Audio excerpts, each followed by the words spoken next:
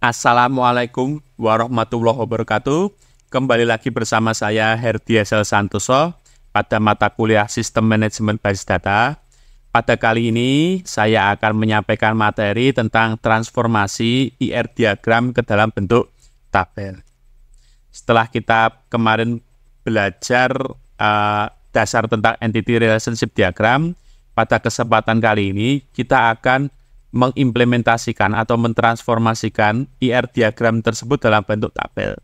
Sebelumnya, saya akan melanjutkan tentang varian dari entitas.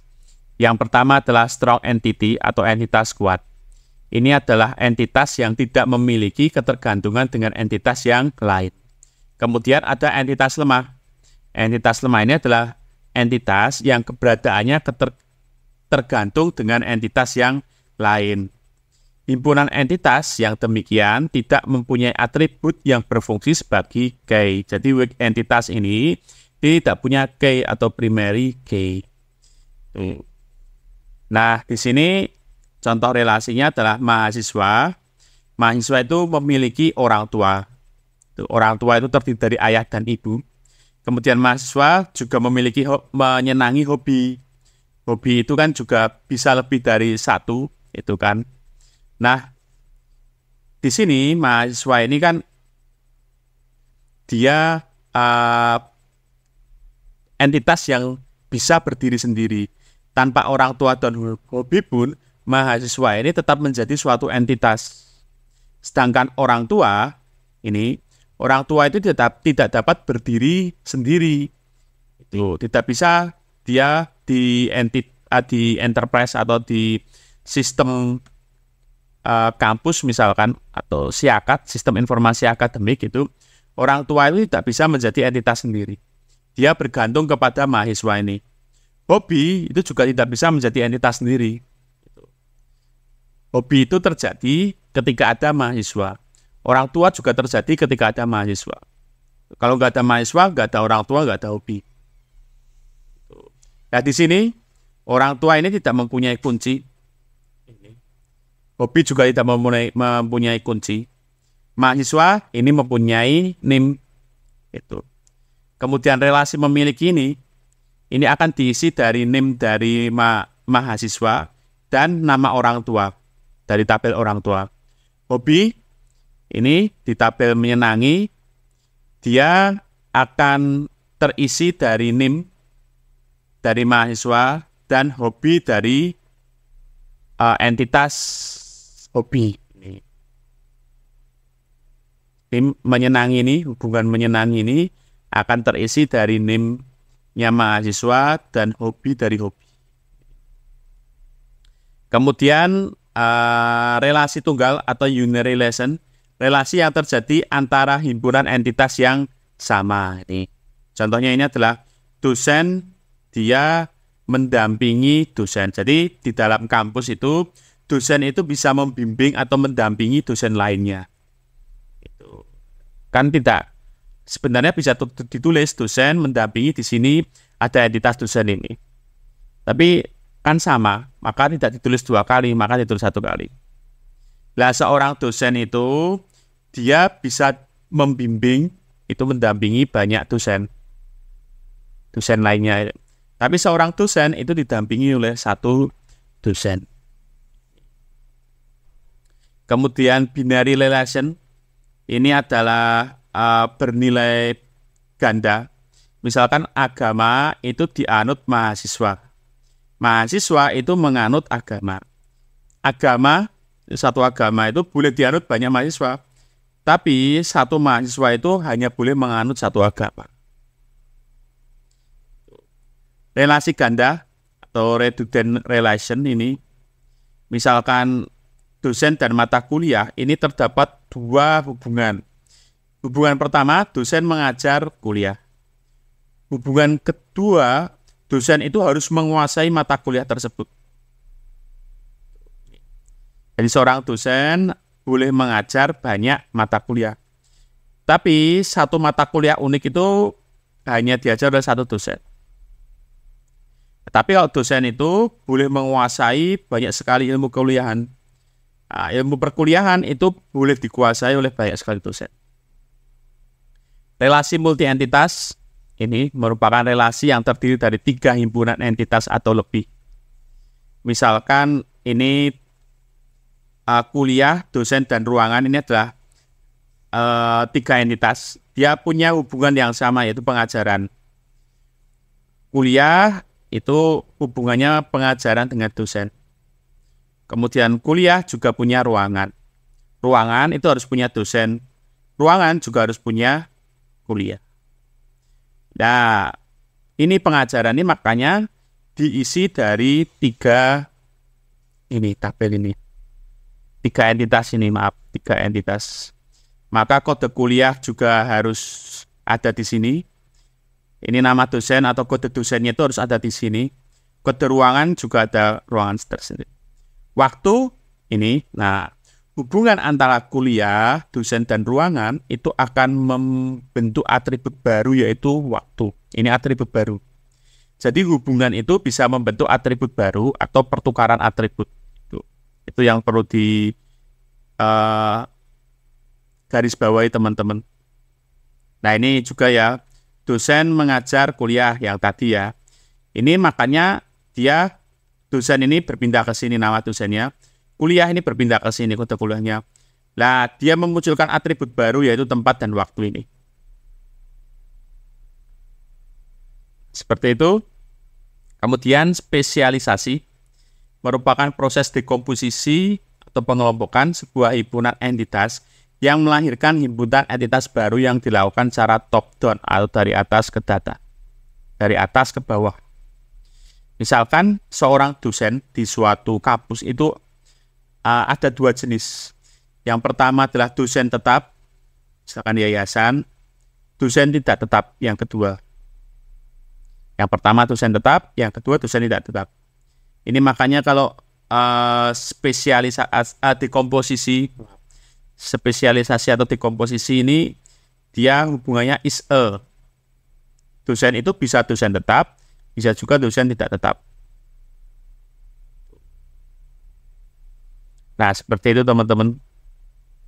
Misalkan karyawan juga bisa karyawan tetap atau karyawan kontrak tidak tetap. Kemudian ada generalisasi. Ini kebalikan dari tadi, spesialisasi. Kalau generalisasi itu dia dari bawah ke atas. Mahasiswa D3 dan mahasiswa S1 dia adalah mahasiswa. Ini kalau ini kan dosen tetap, ini kan dosen tetap dan dosen tidak tetap adalah dosen. Tapi dosen itu dikelompokkan menjadi mahasiswa menjadi dosen tetap dan dosen tidak tetap. Tapi ini mahasiswa itu dia bisa dikelompokkan menjadi mahasiswa D3 dan mahasiswa S1. Kemudian lagi agregasi.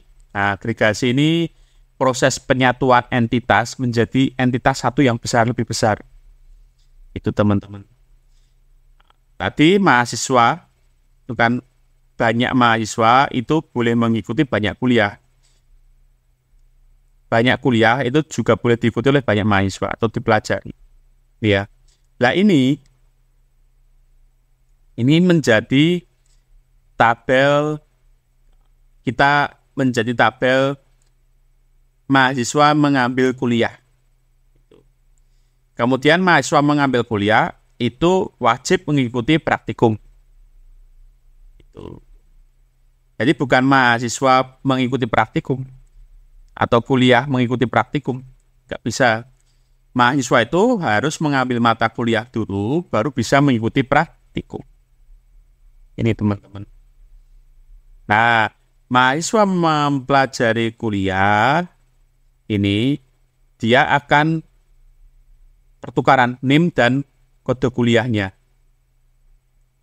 Itu juga harusnya ada jamnya di sini.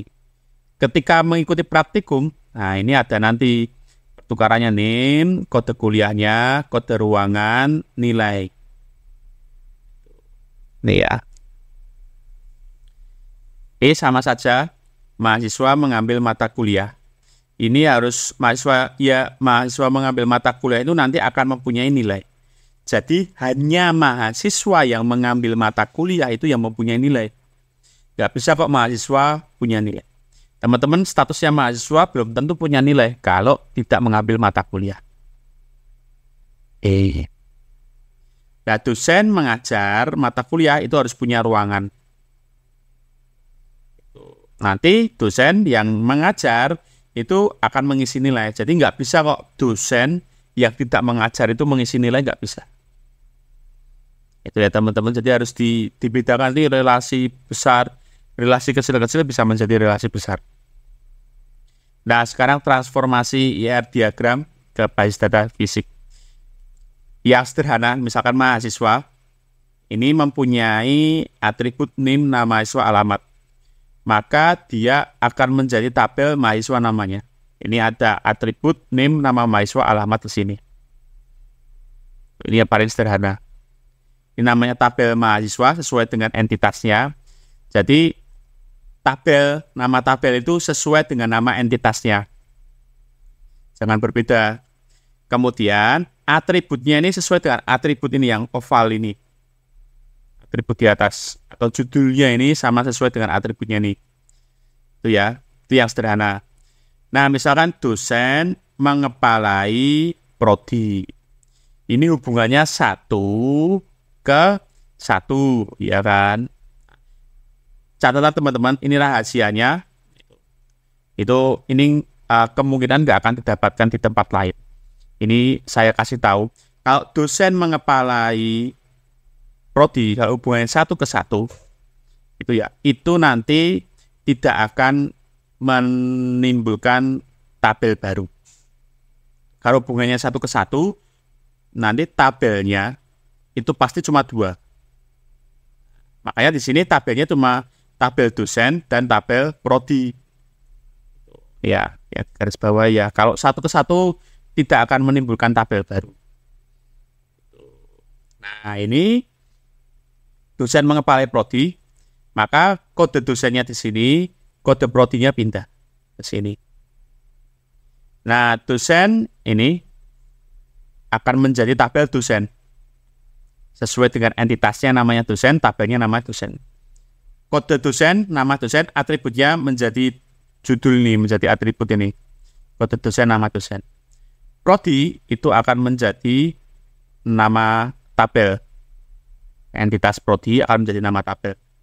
Judulnya kode prodi, nama prodi. Nah, sekarang bagaimana cara menambahkan atributnya?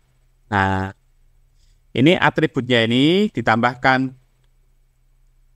Dosen mengepalai prodi. Ini ya.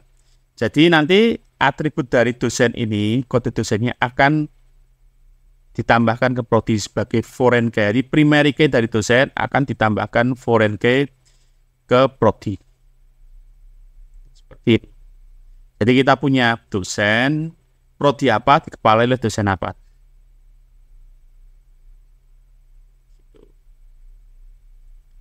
Oke, seperti itu teman-teman.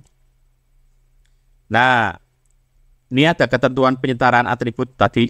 Atribut-atribut relasi akan disertakan ke himpunan entitas yang mempunyai derajat relasi minimnya yang lebih besar. Atau atribut-atribut relasi akan disertakan ke himpunan entitas yang mempunyai jumlah rekod yang lebih sedikit.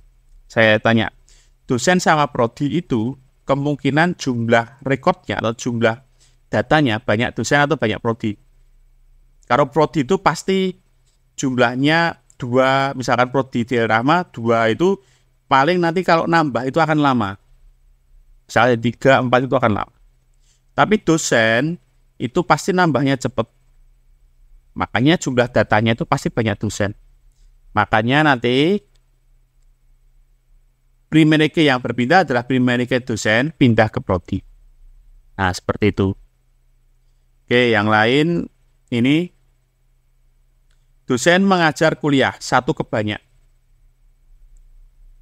Nah, ini. Kode dosen mengajar kuliah, maka dosen ini akan membentuk tabel dosen. Kuliah akan membentuk tabel kuliah. beserta atributnya ya. Ini kode kuliah, nama kuliah, SKS.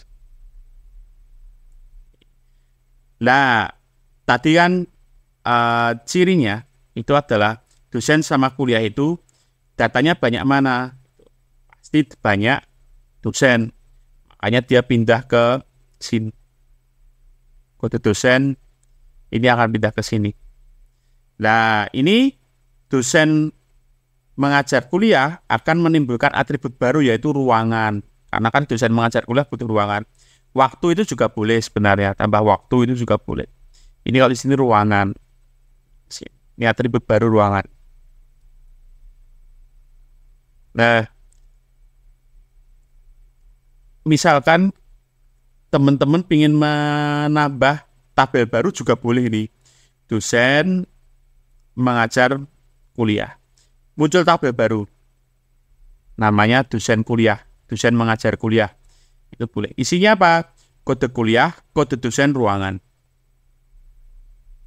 Jadi ini dihilangkan. Ini dihilangkan, tapi kita membentuk tabel baru. Itu juga boleh. Relasi dengan derajat banyak ke banyak. Ini. Itu akan menghubungkan dua himpunan entitas, maka atribut-atribut relasi akan ditransformasikan menjadi sebuah tabel. Kalau yang ini tadi itu sebenarnya tidak wajib membentuk tabel, tapi boleh membentuk tabel baru. Tapi kalau banyak ke banyak, itu pasti menimbulkan tabel baru. Mahasiswa KRS atau mengambil kuliah, itu relasinya adalah banyak ke banyak. Jadi satu mahasiswa boleh mengambil banyak kuliah. Satu kuliah boleh diambil oleh banyak mahasiswa. Mahasiswa menjadi tabel sendiri, mahasiswa. Kuliah menjadi tabel sendiri, kuliah. KRS ini menimbulkan tabel sendiri KRS. Nah, tinggal diisi ini, atributnya.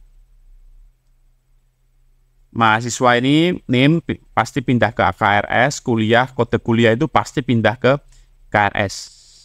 Muncul atribut baru kalau mahasiswa mengambil kuliah, konsekuensinya akan mendapatkan nilai. Nah, ini atribut barunya nilai ini. Entitas lemah, ini juga menimbulkan tabel baru. Mahasiswa, ada NIM dan nama. Orang tua, nama ortu, alamat ortu, NIM. Ini artinya orang tua A, itu alamatnya di mana, dia adalah orang tua dari mahasiswa ini. Karena ditunjukkan dari NIM ini. Hobi dan NIM ini juga menimbulkan tabel baru. Namanya tabel hobi. Itu ya teman-teman. Seperti ini. Spesialisasi. Ini juga pasti menimbulkan tabel baru. Jadi dosen tetap dan dosen tidak tetap. Jadi misalkan dosen A itu dia termasuk dosen tetap, atau dosen B itu akan termasuk dosen tidak tetap. Karena kan dosen tetap dengan dosen tidak tetap itu field-nya atau atributnya kemungkinan berbeda. Generalisasi itu tidak akan menimbulkan tabel baru. Ini cuma satu tabel aja. Ini contoh unary relation. Nah, mendampingi dosen itu bisa satu tabel.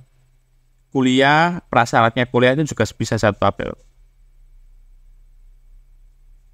Nah, seperti itu teman-teman. Sedikit yang bisa saya sampaikan. Terima kasih. Wassalamualaikum warahmatullahi wabarakatuh.